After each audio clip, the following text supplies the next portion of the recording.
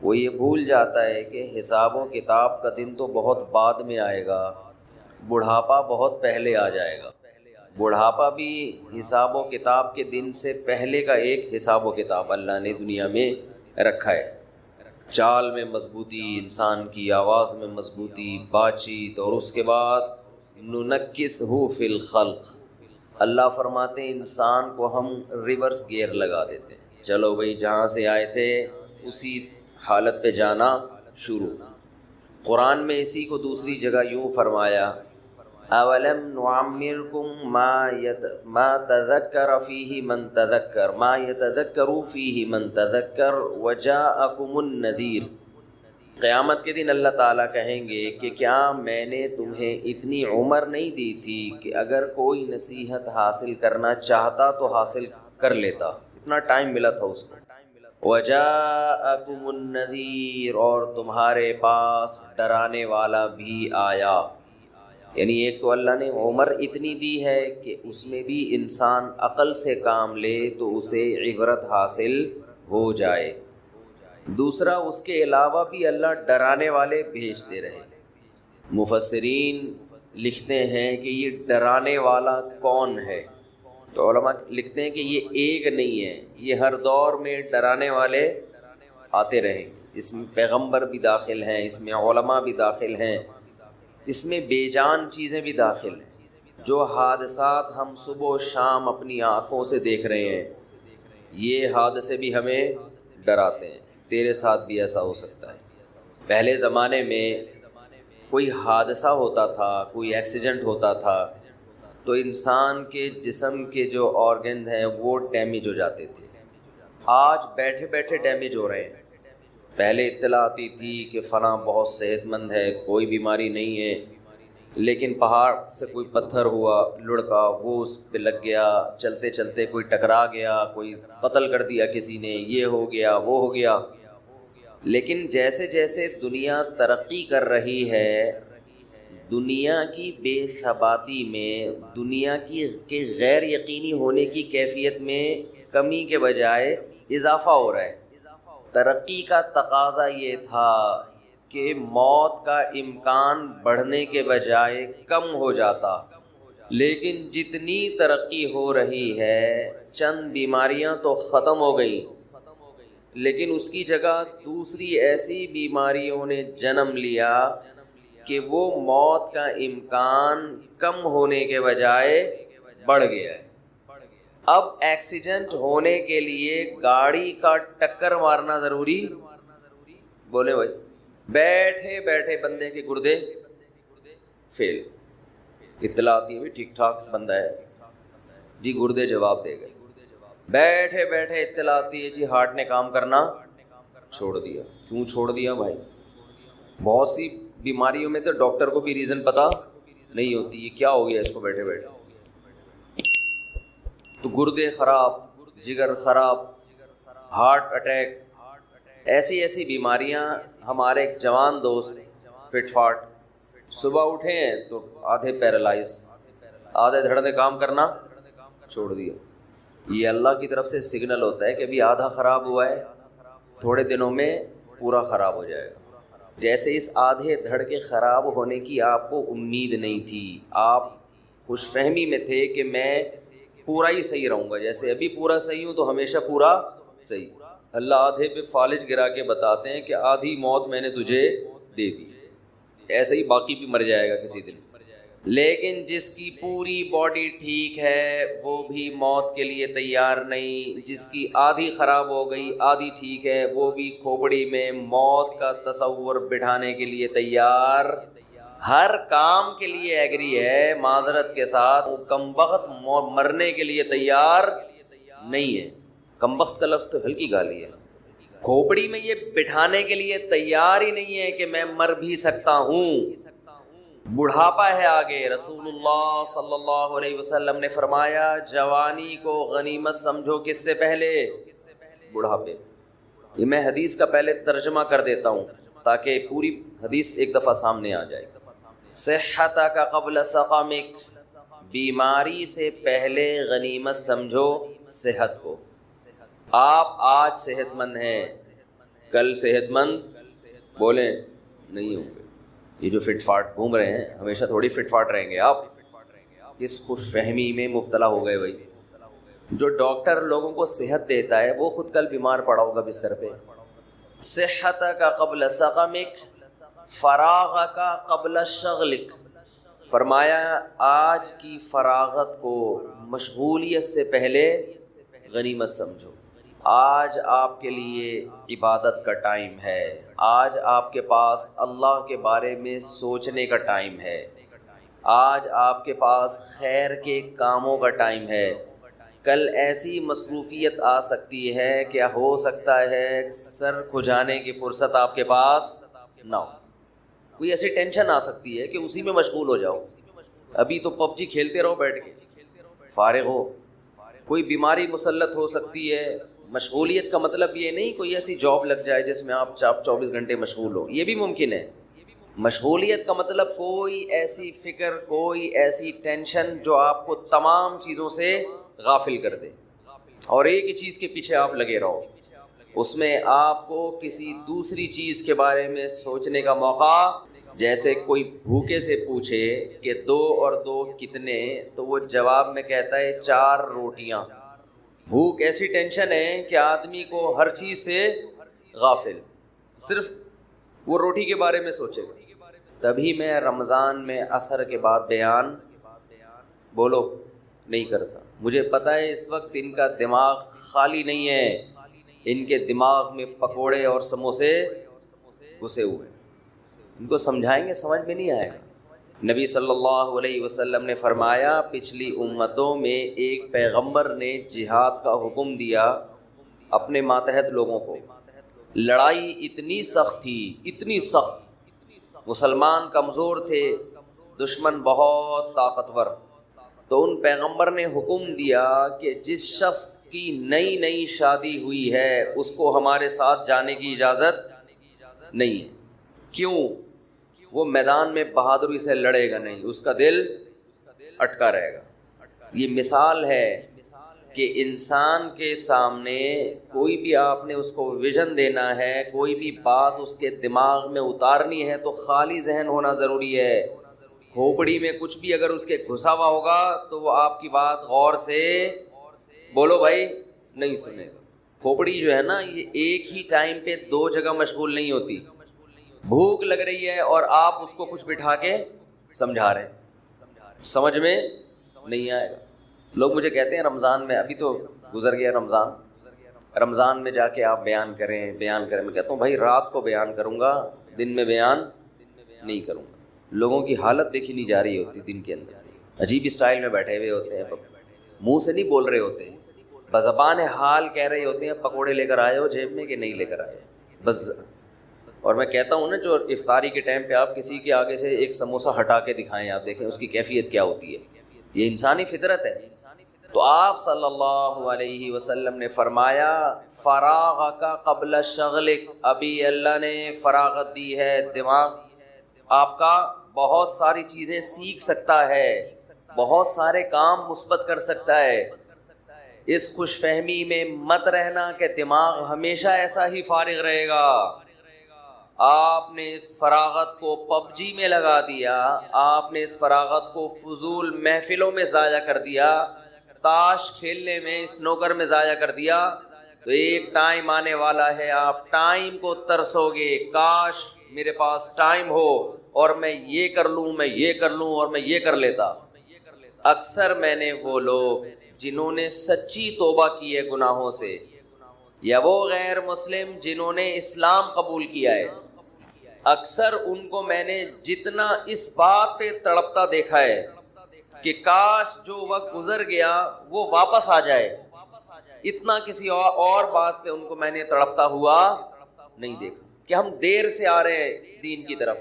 یہ جو ہمارا نقصان ہو گیا اس میں ہم بہت کچھ کر سکتے تھے, کاش یہ عقل ہمیں کچھ دن پہلے آ جاتی, کاش یہ عقل ہمیں کچھ دن پہلے آ جاتی, بہت کچھ کر لیتے. ایک غیر مسلم 40 سال میں اسلام قبول کرتا ہے, اس کے دل میں ہوگا نا میں 20 سال میں کر لیتا تو میں دین کے علم میں عبور حاصل کر لیتا.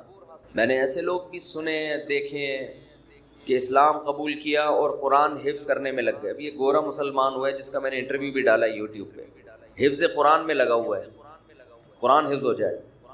اس کی تو تڑپتا ہوگا نا, کاش میں پہلے مسلمان ہو جاتا.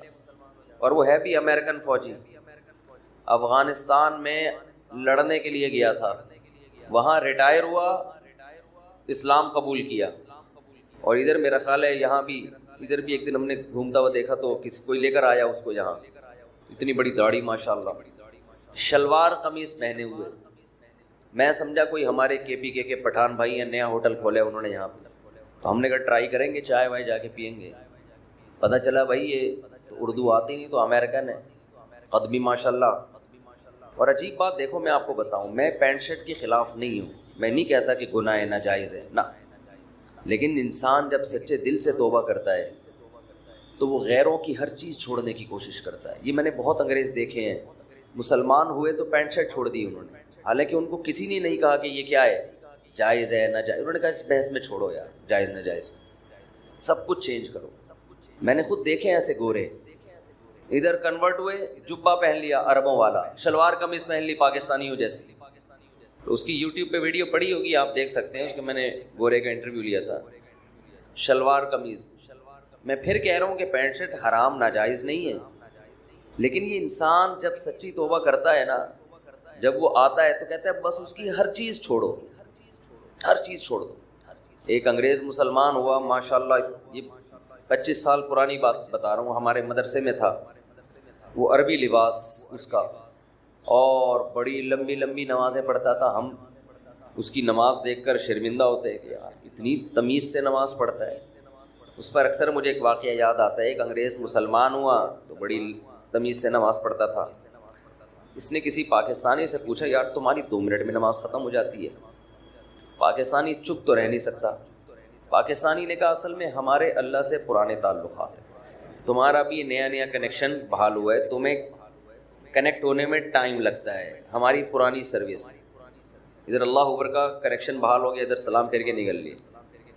تو ابھی نئے نئے آئے ہو, بے وقوف, یعنی مطلب ہے کہ بے وقوف آدمی اتنی لمبی لمبی نمازیں پڑھ رہے ہو, اتنا ٹائم لگتا ہے تمہیں اللہ سے نمبر ڈائل کرنے میں, ہماری لائن فوراً مل جاتی ہے. تو وہ اتنی لمبی نماز. تو میں نے ایک دن اس کو بٹھا لیا, تھوڑا اس سے ماضی پوچھا, کیسے مسلمان ہوئے.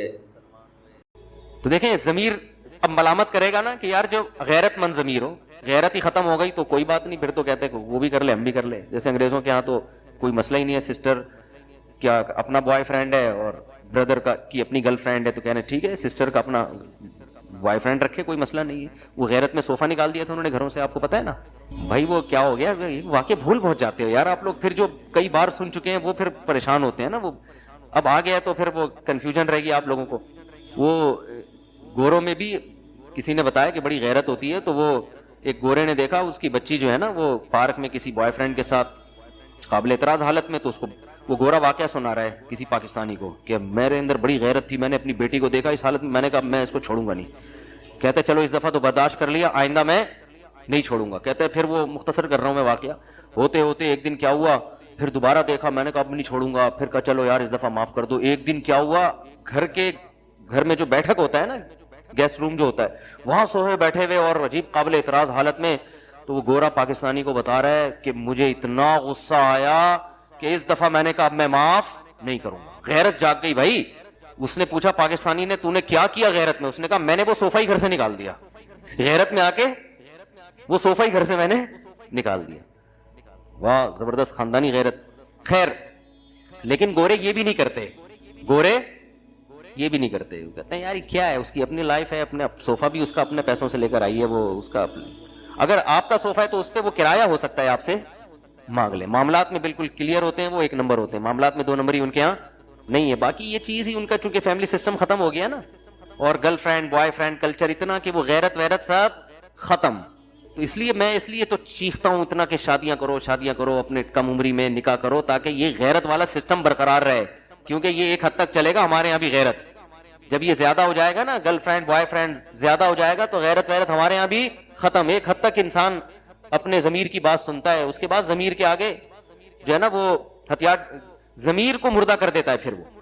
تو اگر غیرت ہوگی تو جب بھی کسی گناہ کا آپ کو خیال آئے گا تو ضمیر آپ کو ملامت کرے گا. جھوٹ بولتے ہوئے انسان کا ضمیر ملامت کرتا ہے, شراب پیتے ہوئے انسان کا ضمیر ملامت کرتا ہے, زنا کرتے ہوئے انسان کا ضمیر ملامت کرتا ہے. تو لیکن شیطان کیا کرتا ہے کہ جو ضمیر ملامت کر رہا ہے نا, ضمیر کہہ رہا ہے یہ برا عمل ہے, شیطان دلائل کے انبار لگا کے اس برائی کو آپ کی نظر میں مزین کر دیتا ہے. شیطان کہتا ہے نہیں یہ برا عمل نہیں ہے, دل میں وسوسے ڈالتا ہے. تبھی اللہ نے قرآن میں شیطان کے لیے مزین کا لفظ استعمال کیا. مزین, زینت کسے کہتے ہیں؟ زینت کہتے ہیں کہ اپنا ظاہری گیٹ اپ چینج کر لینا, حقیقت میں تبدیل نہ ہونا. جیسے خواتین زینت کے لیے بیوٹی پارلر جاتی ہیں نا, تو حقیقت میں تھوڑی خوبصورت بن کے آ جاتی ہیں. ابے بھائی اگر کوئی خاتون تھی, کوئی بدصورت عورت گئی بیوٹی پارلر, تو وہ خوبصورت بن کے تھوڑی نکلے گی. وہ تو بھائی جیسی اللہ نے ناک بنائی, جیسے آنکھیں بنائی, جیسا رنگ بنایا, جیسا قد بنایا, وہ تو ویسے کا ویسے ہی رہے گا, اس میں تھوڑی چینجنگ ہوتی ہے. لیکن بیوٹی پارلر والوں کا کمال یہ ہے کہ ڈسٹیمپر کے ڈبے خالی کر کے پورا حلیہ کیا کر دیتے ہیں, چینج کر دیتے ہیں. 2-4 ڈبے خرچ ہوتے ہیں اس میں ڈسٹیمپر کے, وہ خرچہ آتا ہے, لیکن پورا حلیہ کیا ہو جاتا ہے. اب یہ مزین, یہ زینت ہے. زینت, زینت کا مطلب دیکھنے میں اب کیا ہے, کوئی چیز اچھی لگنے لگے, چاہے حقیقت میں اچھی ہو یا نہ ہو.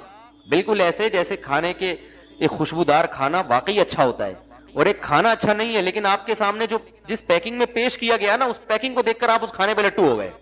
تو شیطان پیکنگ چینج کر دیتا ہے, شیطان اس پہ مزین کر دیتا ہے, برائی کو چمک پٹیاں لگا کے ایسا لگتا ہے آپ کو جیسے یہ برائی برائی نہیں بلکہ بہت زبردست چیز ہے. گویا وہ بتا دے گا شراب تو وقت کی ضرورت ہے بھائی, پیے بغیر تو اس زمانے میں گزارا ہے ہی نہیں. لوگ پورے پورے کین پیتے ہیں, ہم نے 2 گھونٹ پی لیے تو کیا ہو گیا. کیا خیال ہے بھائی, ہم کون سا مولوی ہیں, ہم کون سا نمازی پرہیزگار ہیں, ہم کون سا کوئی جو ہے وہ حاجی اور وہ ہیں, ہم کون سے تبلیغ میں 4 مہینے لگے ہوئے ہیں. ہم تو ابھی لبرل لوگ ہیں یار, ٹھیک ہے مسلمان بھی ہیں, نماز بھی پڑھتے ہیں, تو 2-4 برائیاں جہاں اور کرتے ہیں تو ایک یہ والی بھی کر لی تو کیا ہو گیا. گرل فرینڈ رکھنے سے پہلے شیطان بتائے گا یار اس زمانے میں تو ہر ایک کی گرل فرینڈ ہوتی ہے, اب نکاح کرنا اتنا مشکل کام ہے, اتنی ٹینشن ہے, نہ ابا مانتے ہیں نہ اماں مانتی ہیں, پھر خرچے, پھر ساس, پھر سسر, پھر سالے. ابے بہت کر لیں گے یار, اب یہ تھوڑی کہ زندگی اکیلے گزارنا شروع کر دیں. تو یار کیا ہو گیا اگر ہم کوئی غلط تھوڑی کر رہے ہیں. یہ چیزیں شیطان بتاتا ہے, ہم کوئی بری باتیں تھوڑی کر رہے ہیں, ہم تو اس کو حج اور عمرے کی ترغیب دیتے ہیں فون کر کے, ٹھیک ہے نا. تو ہم تو اچھی اچھی باتیں کرتے ہیں, ہم کوئی گندی باتیں بھی نہیں کرتے, اور اگر گندی باتیں ہی کی ہیں تو باتیں ہی کر رہے ہیں نا, کوئی کام تھوڑی گندا کر رہے ہیں. تو یہاں سے شیطان جو ہے نا برائی کو, وہ بھائی قرآن کے صاف الفاظ ہیں, عورت کو اللہ نے پیدا کیا بیوی بنانے کے لیے, بس بیوی بناؤ. ولا متخذات اخدان, دوستیاں لگانے کی اجازت. خدن کہتے ہیں گرل فرینڈ کو, سہیلی کو, خفیہ دوستی کو خدن, اخدان اس کی جمع آتی ہے. لا متخذات اخدان, اللہ نے صاف لفظ میں گرل فرینڈ کا ذکر کیا قرآن میں. کتنی واضح آیتیں کہ تم اس کو بطور فرینڈ کے نہیں رکھ سکتے. متخذ کا معنی ٹھہرا لینا, جیسے قرآن میں آتا ہے نا واتخذ اللہ ابراہیم خلیلا, ابراہیم کو اللہ نے خلیل بنا لیا. اتخذ کا معنی ٹھہرا لیا, دوست بنا لیا. تو اتخذ کا معنی ہوتا ہے کسی کو بنا لینا. جو گرل فرینڈ ہے وہ پیدائشی گرل فرینڈ تھوڑی ہوتی ہے, آپ اس کو بناتے ہیں, ٹھہرا لیتے ہیں کہ یار فرض کر لیتے ہیں. اور اس میں اس طرف بھی اشارہ ہے کہ بعض لوگ یہ کہتے ہیں کہ انگریز بھی گرل فرینڈ جب رکھتے ہیں نا تو اس سے وفا کرتے ہیں. جب ان کی ایک گرل فرینڈ ہوتی ہے تو وہی ہوتی ہے, بیسیوں سے دوستی نہیں لگاتے. تو اس میں قرآن نے اس کی بھی نفی کر دی ہے. ٹھہرانے کا جو لفظ ہے, ٹھہرانے کا مطلب کیا ہوتا ہے, اسی کو بنایا ہے, باقاعدہ فرض کیا اس کو کہ یہ میری فرینڈ ہے. ایسا نہیں ہے کہ کبھی ادھر چلا گیا, کہ وہ تو بالکل ہی حرام ہے, وہ بھی ناجائز ہے. لیکن یہ جو ایک اگر آپ ٹھہرا لیتے ہو, یا 2 گرل فرینڈ رکھ لیتے ہو, یا 3 رکھ لیتے ہو, تو سب ایک ہی جیسی حرام ہے اللہ کی نظر. متخذات اخدان, قرآن کے صاف الفاظ ہیں کہ کسی کو تمہیں خدن بنانے کی اجازت, خفیہ دوستیوں کی بھی اجازت نہیں ہے, گرل فرینڈ رکھنے کی بھی اجازت. خفیہ دوستیوں کا بھی قرآن نے الگ سے ذکر کیا, دوستیوں کا بھی قرآن نے الگ سے ذکر کیا. غیر مصافحین, اور قرآن نے کہا کہ اس طرح بھی عورت سے آپ ریلیشن قائم نہیں کر سکتے کہ محض اپنی خواہش کو پوری کرنا ہو آپ نے, محض اپنی. جیسے بعض لوگ یہ کہتے ہیں کہ ہم اگر یعنی عورت سے ہمارا اگر ریلیشن نہیں ہوتا تو ہم ڈپریشن میں جاتے ہیں, تو ہم اپنی ایک سیکسول ڈیزائرز ہیں پوری کر لیتے ہیں, تو ہم کیا ہو جاتے ہیں تھوڑے سے فریش. اب رشتہ نہیں مل رہا ہمیں, جو نکاح کے لیے جو ہے کوئی عورت کا انتظام نہیں ہو رہا, مہنگائی بہت ہے, خرچے بہت ہیں, ابا نہیں مان رہے, اماں نہیں مان رہی, یہ نہیں ہو رہا, وہ نہیں ہو رہا, تو اب جو ہے نا ہم اپنی ایک دماغ کو ریلیکس کرنے کے لیے وقتی طور پر کانٹیکٹ کر رہے ہیں. تو غیر مصافحین، اللہ نے فرمایا تمہیں اس کی بھی اجازت. آپ غیر مصافحین کا ترجمہ آ کے دیکھ لیں. صفاح کہتے ہیں پانی بہانے کو، یعنی صرف اپنی ایک ڈیزائر پوری کرنا، اس کے لیے بھی آپ یہ بھی الاؤ نہیں ہے. تو ایک ہی راستہ بچا ہے آپ کے پاس، وہ کیا ہے؟ بولو بھائی. میں جو اس پہ اتنا چیختا ہوں نا، اتنا اس لیے چیخ رہا ہوں کہ لوگ مان ہی رہے، اس طرف کلچر تباہ ہو رہا ہے. تو صرف ایک راستہ اللہ نے رکھا ہے نکاح کا. اس میں پھر بے شک آپ کی نیت خواہش پوری کرنے کی ہو، لیکن بیوی بنا کے اگر خواہش پوری کرنے کی نیت سے بھی کسی سے نکاح کریں گے تو چونکہ اس کے حقوق آپ کے ذمہ لازم ہوں گے، آپ نے حقوق ادا کرنے ہیں، تو اس میں اگر آپ کی نیت عیاشی بھی ہے تو وہ برا عمل، بولو بھائی، نہیں ہے. یہ میں اس لیے کہہ رہا ہوں کہ لوگ اس میں بھی اللہ کی حدود سے تجاوز کرتے ہیں. بعض تو ایسے ہو گئے ہیں لبرلزم کی انتہا کو، لبرل پنے کی انتہا کو پہنچے ہوئے ہیں. انہوں نے بھائی ہماری مجبوری ہے اور گرل فرینڈ نہیں ہوگی تو ہم ڈپریشن میں جاتے ہیں اور یہ ہو جاتا ہے اور وہ ہو جاتا ہے، تو مجبوری ہے. اور بعض نے پھر وہ جو آج کل ایک نیا فتویٰ چل رہا ہے یوٹیوب پہ، جو ہے نا اپنے ہاتھ سے اپنی خواہش پوری کرنے کی بھی بعض لوگ گنجائش دے رہے ہیں. تو یہ تمام راستے اللہ نے میرے بھائی کیا کر دیے ہیں؟ بند. آپ کے پاس اللہ نے صرف ایک راستہ چھوڑا ہے، وہ کیا ہے؟ نکاح. تو اب ایک طرف غلو تو یہ ہے کہ حرام چیزوں کی اجازت، دوسرا غلو یہ ہے کہ حلال میں بھی لوگوں نے کچھ اپنی طرف سے قیدیں لگا دی ہیں. مثال کے طور پر ایک آدمی اگر شادی کر رہا ہے، وہ صرف اس لیے شادی کر رہا ہے کہ یار میں ایک حلال لذت سے فائدہ اٹھانا چاہتا ہوں. بعض دفعہ انسان کسی لڑکی کے حسن و جمال سے متاثر ہو کے شادی کرتا ہے، خوبصورت ہے وہ، تو اس پہ بھی اسلام میں کوئی پابندی، بولتے کیوں نہیں بھائی؟ نہیں ہے، کوئی پابندی نہیں ہے. ہاں ہم ترغیب دیتے ہیں بیوہ سے کرو اور طلاق یافتہ سے کرو، وہ ٹھیک ہے، ترغیب کی حد تک تو بہت کچھ ہے، لیکن جائز یہ بھی ہے کیونکہ زنا نہیں کر رہا وہ. اور دوسری بات یہ کہ وہ عیاشی کی نیت سے بھی اگر کر رہا ہے تو یہ عیاشی ایسی ہے جو عیاشی برائے عیاشی نہیں ہے. اس لیے کہ جس سے بھی آپ نکاح کرو گے، چاہے خوبصورتی کی بیس پہ کر رہے ہو، جب بیوی بنے گی تو 10 ذمہ داریاں آپ کے اوپر، بولتے کیوں نہیں بھائی، آ جائیں گی. تو یہ عیاشی اپنے خرچے پہ ہو رہی ہے، لہذا اس پر کسی کو انگلی اٹھانے کی اجازت نہیں ہے. اپنے خرچے پہ ہو رہی ہے، اپنی ذمہ داری پہ ہو رہی ہے، ٹھیک ہے نا، جائز ہے یہ. اس لیے علماء نے مسئلہ بیان کیا، 1000 سال پہلے فقہ کی کتابوں میں یہ مسئلہ لکھا ہوا ہے کہ ایک آدمی صرف عیش کی نیت سے بھی اگر شادی کرتا ہے، خوبصورت سے خوبصورت لڑکی تلاش کر کے وہ نکاح کرتا ہے، لیکن اس کا ارادہ ہے کہ میں اس کے حقوق ادا کروں گا، تو ایسے آدمی کو ملامت کرنے والے پر کفر کا خطرہ ہے. کفر کا خطرہ اس لیے کہ قرآن مجید میں اللہ نے ارشاد فرمایا الا علی ازواجہم او ما ملکت ایمانہم فانہم غیر ملومین، کہ جو اپنی بیوی سے اپنی خواہشات پوری کرتے ہیں یہ لوگ قابل ملامت نہیں ہیں. تو جب اللہ نے ایک سرٹیفکیٹ دے دیا، ایک اسٹیمپ لگا دی کہ یہ آدمی حلال طریقے سے جو اپنی خواہش پوری کر رہا ہے یہ قابل ملامت نہیں ہے، تو جب اللہ نے ایک سرٹیفکیٹ آپ کو دے دیا کہ قابل ملامت نہیں ہے، تو آپ کیوں زیادہ صوفی بن کے، فنٹر بن کے زیادہ نیک بننے کی کوشش کر رہے ہو اور آپ اس کو ملامت کر رہے ہو؟ بات آ رہی ہے سمجھ میں؟ تو یہ 1 میں بھی ہے، 2 میں بھی، 3 میں بھی، 4 میں، معذرت کے ساتھ وہ ٹاپک آ گیا، لیکن کیا کریں. اگر کوئی دوسری اس نیت سے کر رہا ہے، بھائی وہ اس نیت سے کر رہا ہے یار میرے پاس وسائل ہیں، میرے پاس اسباب ہیں، میری ایک بیوی ہے لیکن میں چاہتا ہوں ایسی 2-3 اور ہونی چاہیے، ایک بہت اچھی ہے تو 2-3 اور اچھی ہو جائیں، تو کیا زبردست. وہ ایک آدمی سے کسی نے پوچھا نا تمہاری عمر کتنی ہے، اس نے کہا 18 سال. اس نے کہا یار زبردست بھائی، 18 سال. تو 10 سال بعد ملا، پوچھا کتنی عمر ہے، کہہ رہا 18 سال. کہہ رہے 10 سال پہلے بھی 18. اس نے کہا آپ 18 پہ اتنے خوش ہوئے تھے کہ دوبارہ سے 18 سال ہے. ٹھیک ہے، دوبارہ سے کتنی ہے؟ 18 سال. آپ کے جواب سے مجھے مزہ اتنا آیا تھا.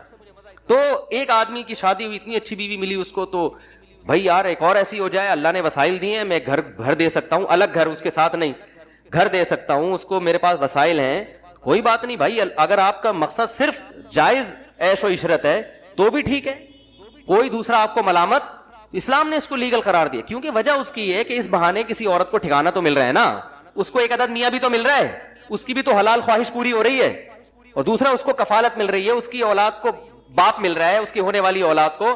تو اتنے سارے اسلام اس کو فائدے عورت کو اس عمل کے ذریعے پہنچاتا ہے. اس لیے اسلام نے اس کی کھلی اجازت دی ہے کہ عیش کی نیت سے بھی کرتے ہو، اس پہ کوئی صوفی پابندی نہیں لگا سکتا. سمجھتے ہو کہ نہیں سمجھتے ہو؟ اس لیے اس میں گھبرایا نہیں کرو.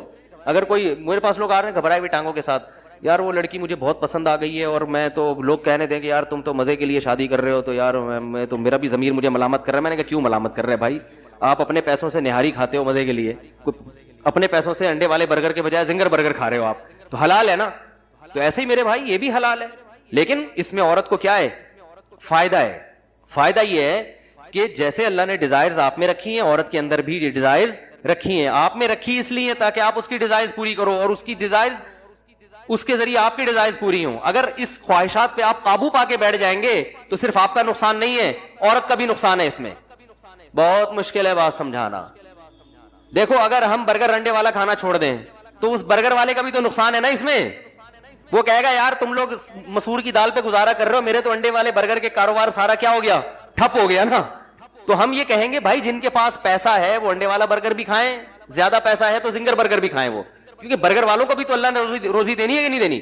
تو اللہ جب دولت مندوں کو دولت دیتا ہے تو صرف ان کی توند بھرنے کے لیے نہیں دیتا, وہ اس لیے دیتا ہے تاکہ دولت کو کئی لا یکون دولتم بین الاغنیاء منکم, یہ دولت صرف مالدار ہاتھوں میں نہ گھومے. اس دولت کو دولت مند آدمی غریبوں پہ خرچ کرے, غریب کو دولت ملے گی, اور دولت مند آدمی غریبوں سے اس دولت کے ذریعے اپنا کام لے گا. نہیں آ رہی بات؟ تو اگر مالدار لوگ حلال عیش و عشرت بھی چھوڑ دیں گے تو اس میں صرف مالداروں کا نقصان نہیں ہے, بلکہ بہت سے لوگوں کے کاروبار کیا ہو جائیں گے. بولتے کیوں نہیں بھائی, بہت سے غریبوں کا بھی بیڑا غرق ہو جائے گا. اب یہ کروڑ پتی تاجر جو بڑی بڑی کمپنیاں کھول کے بیٹھے ہوئے ہیں, ان کو خیال آئے کہ چلو یار 4 مہینے تبلیغ میں لگائے, اب 8 مہینے کے لیے چلتے ہیں, اور پھر پوری زندگی کے لیے چلتے ہیں, اور تبلیغ میں بھی اپنے آپ کو وقف کر دیا اور اپنی فیکٹری بھی بند کر دی. تبلیغ میں تو وقت لگائیں ضرور, لیکن فیکٹری بھی بند کرو یار, چھوڑو کیا کرنا ہے. تو بھائی آپ کا جو پیسہ آ رہا تھا وہ تو رکے گا, مگر اس فیکٹری کے ملازمین کا بھی بیڑا, بولو بھائی, غرق ہو جائے گا. تو یاد رکھو اللہ نے جو آپ کو صحت دی ہے نا, طاقت دی ہے, جسم میں قوت دی ہے, جو آپ انڈے پراٹھے پھوڑ رہے ہو طبیعت سے بیٹھ گئے. اور لاہوری, ہمارے جو لاہوری لوگ ہیں وہ گوجرانوالا اور لاہور میں ماشاءاللہ خوراک اتنی ٹائٹ ہے ان لوگوں کی. گوجرانوالا میں مشہور ہے کہ آپ کسی گوجرانوالا والے سے پوچھیں کہاں سے آ رہے ہو, تو وہ جواب دے گا کھانا کھا کے آ رہا ہوں. کہاں جا رہے ہو, کھانا کھانے جا رہا ہوں. اور یہ میں نے دیکھا ہے, اور اتنے بڑے بڑے پائے کے ڈونگے ایسے پی جاتے ہیں, وہ اتنے پائے کھائے جاتے ہیں. ہمارے دوست کہنے لگے بھینسیں کے یہاں اینٹوں پہ کھڑی ہوتی ہیں کہ سارے پائے تو تم لوگ کھا جاتے ہو بھائی. تو اب آپ بتاؤ صبح و شام اتنے پائے کھا رہے ہیں, اتنے پراٹھے پھوڑ رہے ہیں. اور تو اللہ تعالیٰ نے جو مرد کو عورت کی طرف رغبت رکھی ہے, مرد کی جو اس میں بے پناہ خواہشات, سیکسول ڈیزائرز رکھی ہے, اللہ تعالیٰ نے یہ ڈیزائر اس لیے نہیں رکھی ہے کہ اس کو کچل کے ختم کرو, اس پہ قابو پاؤ, نہ نہ نہ نہ نہ, یہ دماغ سے نکال دو. یہ خواہشات اس لیے رکھی ہیں تاکہ کسی عورت سے نکاح کر کے اپنی خواہشات کو پورا کر کے اس کو بھی فائدہ پہنچاؤ. تو اس کا فائدہ یہ ہوگا کہ غریب عورت آپ کے مال کی وجہ سے آپ سے نکاح پہ آمادہ ہوگی. دیکھو یہ دنیا کا اصول ہے کہ ہر آدمی دوسرے کی ضرورت سے فائدہ اٹھاتا ہے. تو جب مالدار لوگ میں اللہ نے ان کو, ظاہر ہے یہ پائے وائے تو مالدار لوگ زیادہ پھوڑتے ہیں, ٹھیک ہے نا, ان کی صحتیں زیادہ اچھی ہوتی ہیں. تو نتیجہ یہ نکلے گا کہ یہ مجبور ہوں گے. تو غریب عورتیں کیا کریں گی, ان کو مہر زیادہ ملے گا, ان کو ان کے اسٹینڈرڈ سے اوپر کا. میں ایسے لوگوں کو جانتا ہوں جنہوں نے کسی طلاق یافتہ بیوہ سے شادی کی, غریب سے پورا فلیٹ بک کرا کے دے دیا, اس منتھلی ٹھیک ٹھاک ان کی جو ہے نا اماؤنٹ باندھ دیا, گاڑی لے کے دے دی ان کو, ٹھیک ہے نا. تو عورت کو فائدہ ہو رہا ہے کہ نہیں ہو رہا؟ تو اب اس میں یہ کہا جائے کہ نہیں اپنی دنیا کی خواہشات پوری نہیں کرنی چاہیے, یہ غلط ہوتا ہے. یہ سب فضول قسم کی باتیں ہیں. جو جائز خواہشات اللہ نے رکھی ہیں, قل من حرم زینت اللہ التی اخرج لعباده والطیبات من الرزق, اے نبی آپ ان سے کہہ دیجئے کہ کون ہے جس نے زینت کو حرام کر دیا اور پاکیزہ رزق کو اپنے بندوں پر, میرے بندوں پر حرام کر دیا. کون یہ پابندی لگانے والا ہے, کون؟ گویا اللہ کہہ رہے ہیں اس صوفی کو لے کر آؤ میرے سامنے, میں نے پیدا کی ہیں. قل ہی للذین آمنوا فی الحیات الدنیا, دنیا میں بھی تو اصل تو ایمان والوں کے لیے. کافر کو تو غریبی میں مل رہا ہے, لیکن اب غریبی زیادہ ہو گئی ہے, ٹھیک ہے نا. جو غریبی ہے وہ کیا ہو گئی ہے, غریبی والے غریبی زیادہ لے کے جا رہے ہیں, اور جو مسلمان تھا وہ کیا ہے, وہ اسی بحث میں لگا ہوا ہے. تو اس لیے حرام اور حلال میں میرے بھائی فرق کرو. حرام بہت برا ہے, زنا بہت برا ہے اسلام میں. بدنظری کے بارے میں قرآن کے کیا الفاظ ہیں, یعلم خائنۃ الاعین, آنکھوں کی خیانت کو بھی جانتا ہے وہ. یہ جو انٹیوں کو نظریں گھما گھما کے دیکھ رہے ہو نا, تو اللہ فرماتے ہیں یہ آنکھوں کی خیانت کو بھی اس میں بھی پکڑ ہوگی, انلیگل ہے نا. تمہارے لیے صرف تمہاری بیوی بس. ہاں اس میں یہ ہے کہ اب اس میں اللہ نے تمہیں چھوڑ دیا بھائی. اور اللہ نے کیا فرمایا, ما طاب لکم من, یہ میرا ٹاپک نہیں ہے, بس ابھی آ رہا ہوں, آپ لوگ گھبرائیں نہیں. وہ خواتین بیان سن رہی ہوتی ہیں بھاگ جاتی ہیں, اوپر بھی بیٹھی ہوئی ہوں گی, بالکل بھاگ نہ جائیں. خواتین کو تسلی دلا رہا ہوں, 1 مہینے تک اس ٹاپک پر اب میں انشاءاللہ بات نہیں کروں گا, کوشش اس کی ہوگی. اس میں خواتین کا بھی تو فائدہ ہے یار, کتنا فائدہ ہے. بہت سی خواتین کو میاں نام کی چیز ملی ہے, وہ کسی کی دوسری بیوی بن گئی, تیسری بیوی بن گئی, ورنہ تو وہ بیچاری ان کی زندگیاں تو برباد ہو گئی تھی. کتنے, جب میں فون اٹھایا کرتا تھا نا, میرے پاس بہت ساری خواتین کے فون آتے تھے, ہمیں اپنے لیے, ہمیں اپنی پاک دامنی کی حفاظت کرنا مشکل ہو گیا ہے, برائی کی طرف جا رہے ہیں ہم, لوگوں کو پتہ چلتا ہے یہ طلاق یافتہ ہے, کوئی نکاح کا پیغام نہیں بھیجتا, دوستیاں لگانے کی کوشش کرتے ہیں لوگ. اور خواتین, پھر ظاہر ہے عورت میں بھی ایک حد تک صبر ہے نا, برائی کی طرف جا رہی ہیں. بہت ساری عورتوں کو الحمدللہ ٹھکانہ مل گیا, ان کو گھر مل گیا, ان کو میاں مل گیا, چلو پورا نہیں آدھا ملا, 1/4 مل گیا, لیکن مل تو گیا نا. تو 1/4 نہیں ہوتا, آدمی پورا ہی ہوتا ہے. ٹھیک ہے, تو اس لیے بھائی اس میں عورتوں کے فائدے کے لیے میں بات کر رہا ہوں. تو اب جلدی سے, وہ کہاں چل رہے تھے, یہ بات سمیٹ کے ختم کروں. بیت اللہ کی تعمیر نے یہی ٹاپک کو میں جلدی سے سمیٹوں. وہ ایک بات آئی تھی دماغ کے اندر, شیطان کو ابھی تھوڑا سائڈ پہ رکھیں. اب یہ جو ابھی بات کر رہا تھا میں, ہاں تو پتہ نہیں کیا بات تھی یار. ہاں, اللہ نے بد نظری کی بھی اجازت, یعلم خائنۃ الاعین, اللہ فرماتے ہیں آنکھوں کی خیانت کو بھی وہ جانتا ہے. تو حلال کی طرف آؤ یار, اور معاشرے کی پرواہ مت کرو. یہ معاشرہ بڑا ظالم ہے, یہ تمہیں تمہارے جائز حقوق بھی نہیں دے گا. یہ اپنی دیکھو, ہندو کیوں ہندو ہے؟ معاشرے کی وجہ سے. کلچر کہتا ہے کہ بتوں کی عبادت کرنی ہے, کہتا ہے کہ نہیں کہتا؟ کلچر کے آگے بچھے ہوئے ہیں بیچارے, پتھروں کے بنے ہوئے بتوں کے سامنے. جو ہندوؤں کے فون آتے ہیں میرے پاس, کہتے ہیں یار ہم اپنے کلچر کے آگے مجبور ہیں, اگر ہم یہ نہ کریں تو ہمارے خاندان والے ہمیں نکال دیں گے. خاندان والے کیا کریں گے؟ ہمارا بائیکاٹ کریں گے. اب خاندان سے چھوڑ کے کہاں جائیں؟ پھر بعض کی شادی ہو گئی, بچے ہو گئے, کہہ رہے ہیں یار بیوی چھوڑ دے گی, بچے کہاں جائیں گے؟ تو کلچر کی وجہ سے انسان اتنے بڑے بڑے جرم کرتا ہے کہ پتھر کے بنے ہوئے تراشے ہوئے خداؤں کو بھی خدا ماننا شروع کر دیتا ہے.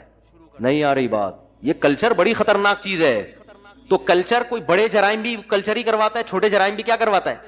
کلچر. ایک صاحب میرے پاس آئے, کماتے تھے, نوجوان تھا, کہہ رہے مجھے زنا کا خطرہ ہے, میں نکاح کرنا چاہتا ہوں. میں نے کہا جب آپ کما بھی رہے ہو کر لو. کہہ رہے ہیں ابا بھی نہیں مان رہے, اماں بھی نہیں مان رہی, بھائی بھی, بہن, سارے دشمن ہو جائیں گے. میں نے کہا کوئی مسئلہ نہیں ہے. کہہ رہے خاندان دشمن ہو جائے گا.